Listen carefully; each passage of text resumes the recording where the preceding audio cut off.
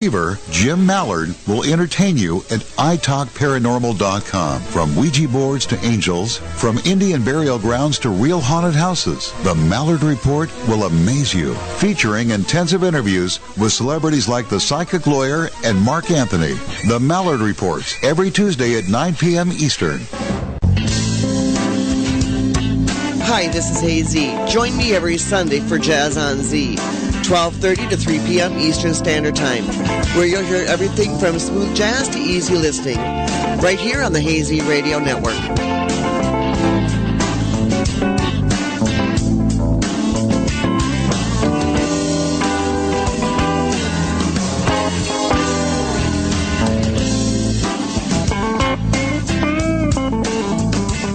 Looking at the world through the wide-angle lens. It's The Broader View with Hazy and Belle Salisbury on the Hazy Radio Network. Now, back to the show.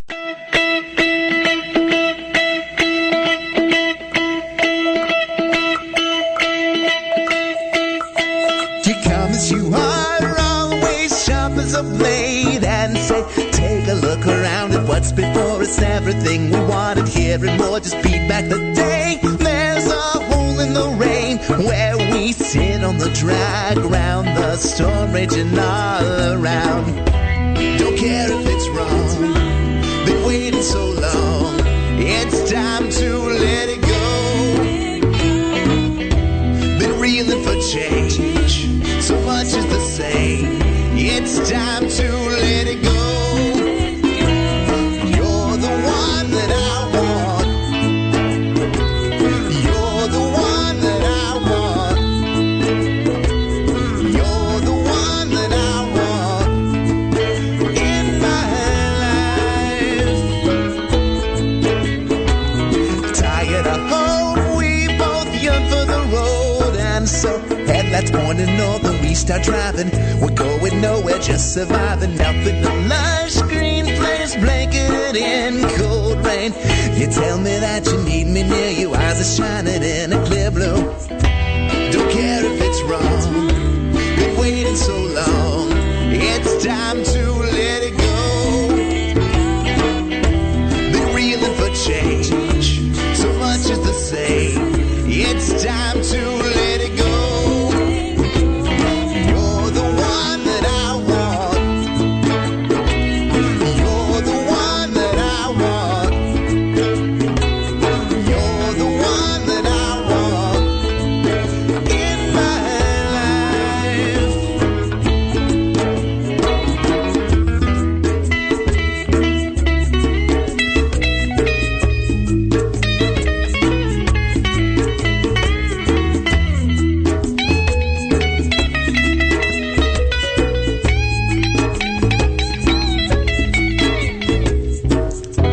Don't care if it's wrong, been waiting so long, it's time to let it go.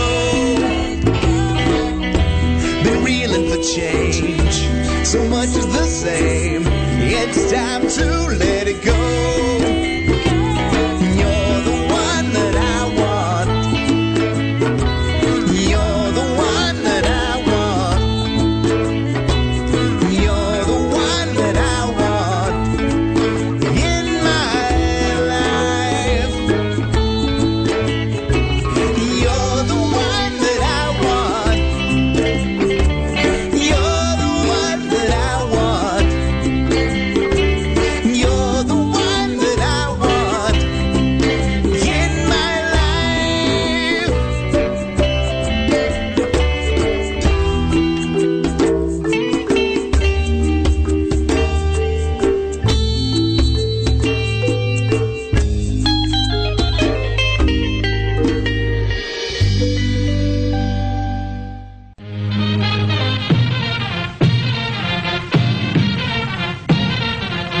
Hi, this is JoJo with Nostalgia Radio on the Hazy Radio Network. Why not start your day off with a cup of Java and a trip back in time? Join me Monday, Wednesdays, and Friday, 9 a.m. to 11 a.m. Tuesdays and Thursdays from 9 a.m. to 1 p.m. Eastern. Tune in to the voices of Vincent Price as the Saint on Mystery Monday. Who can forget Buck Rogers on Sci-Fi Tuesday? or Sergeant Friday in Dragnet on Detective Wednesday. Red Skeleton in the Best of Comedy on Thursday, and round up the week with Gunsmoke on Western Friday. Journey back in time and listen to the music from the greats such as Benny Goodman, Count Basie, Dean Martin, Frank Sinatra, Rosemary Clooney, Doris Day, and Ella Fitzgerald. Grab a cup of Folgers and enjoy the best of Nostalgia Radio. Tune in using your mobile device or join us live in the chat room. KC gives you nothing but the best in radio programming from the past generations to the present. Let Hazy be your morning drive pick-me-up. While cutting molding with a 12-inch dual compound miter saw, while holding a newborn baby in your arms, when face-to-face with a congregation of alligators, with the ball in your hands and the entire freaking season on the line. There are a million places you'd never consider texting, so why would you do it while driving? NASCAR driver Casey Kane here, asking you to please stop the text, and together we can stop the wrecks. Brought to you by the Ad Council and the National Highway Traffic Safety Administration. Get the message at stoptextstopwrecks.org. Whatever your worldview is, there's always the broader view with Hazy and Belle Salisbury. Let's get back to the show. Welcome back to the Broader View, everybody. And this is your host, Hazy. And with me, of course, I have my partner in crime, sub-co-host with me, Jojo Arnaud. And with us, we have two fantastic guests, authors. One is an author. Unfortunately, Julie has not been able to make it, but her husband, Frank, is going to be joining us. So we've got one of the authors and the husband of the other author of a book called Secret Storms, A Mother and Daughter, Lost and Found. And I'm not going to go into a lot of the biography of either one because really the book is the autobiography and the biography of both of our guests. So welcome to the show. I've got Frank von Zerneck and Hello. Kathy Hatfield with us. How are you? We're great. Great to be here. Well, I'm thrilled that you're here. And when I first got the email about this book, and I started kind of looking into it and doing a little bit of research on the background of it, this book really pulls out every single one of the emotions you can imagine, because it goes through all the ups and downs. It goes through all the trials and tribulations of both of your lives separately and then together. It's a fabulous book. Fabulous book. You're very kind. You know, it's really great, Zita, that this show is airing so close to Father's Day. Mm-hmm. Because, in theory, my wife, Julie, who is Kathy's mother, they wrote it as a mother-daughter story. Yeah. But I'm Kathy's biological father. I am her father.